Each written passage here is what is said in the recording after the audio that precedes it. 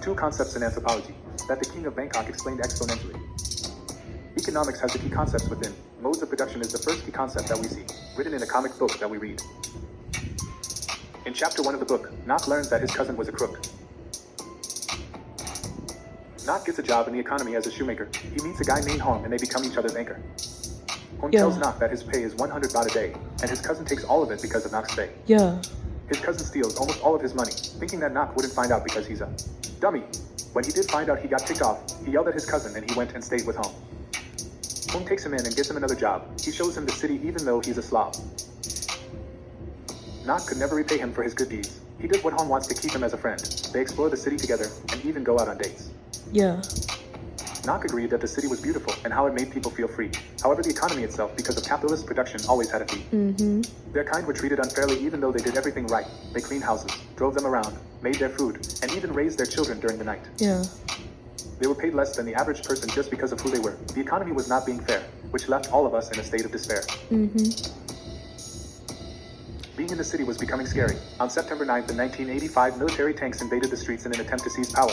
Everyone was screaming, "Get out now. All you can, the city will swallow you whole, and you'll be a dead man." The economy was good and had plenty of work. The money was good, and Nok started saving up.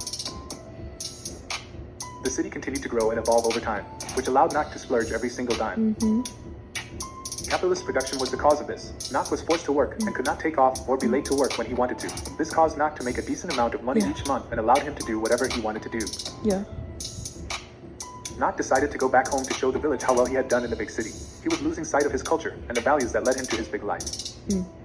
He needed to get back into his domestic production because the city was making him lose sight of what is important. On the way home, he gets into a crash on his motorbike. He ends up back in his hometown, and his dad and Guy start to take care of him. He fell in love with Guy and tried to make her feel the same, but she stood away and never let her emotions come in the way. Nok decided to become a monk to show he can exceed in domestic production. This also helped Nok to repay his father for becoming his nurse. However, he did not last long since the thoughts of Guy remained. When the military draft came to the land, Guy was scared of losing her man. She went to him and told him she felt the same way, and they got married in the next few days. Then they had a child on the way. Nok got offered a better paying job in the city and decided to go there to provide for his family. He left back for Bangkok thinking he was going to be rich, but that did not happen and it put him and his family in a ditch. The economy was doing big things, but for Nok and his family it did not end up that way. Globalization is another thing incorporated in this story. A key concept that we see is the 5 scapes of globalization. The first being ethnoscape. This is the flow of people coming across boundaries. In chapter 1, we can see how Nok leaves his hometown to move to the city. He wanted to better himself and get a better job. He moved to Bangkok to pursue this dream, which in the beginning did not turn out how it seemed. The city held many different people from all over the world, America, Thailand, and many more. Tourists from all over came to the city. We were a hit, and we kept on growing. This helped to globalize our economy and keep the diversity flowing. It expanded our world and kept it alive. The second one we see is called technoscape. This is the flow of technology into the city.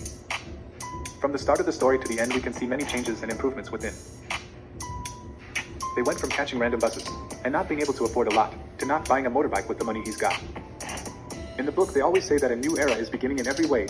Technology improved and malls were made. Expensive stuff was created every day. The third one is idioscape, which is the flow of new ideas. The shoe shop that Nok worked in was torn down and made into something else. The city was always busy creating new ideas and advancing the economy, which allowed globalization to start reaching its peak. Many condos and marketing conditions continued to grow to allow the increasing population to flow. The fourth one is finances cape, in which money flows across political borders. Nok does this when he leaves his wife and incoming son. He goes back to Bangkok and gets a job, then wires his money to his family back home. The fifth and last scape is known as mediascape, which is the flow of media across the world, which can be seen throughout all of the chapters with the news of what was happening in Bangkok being spread around. The city was invaded, and the military draft had started. Many people lost their jobs because the city was stopping. Globalization was increasing and the economy was trying to handle it all at once that the city turned to a mess and Nok was damaged.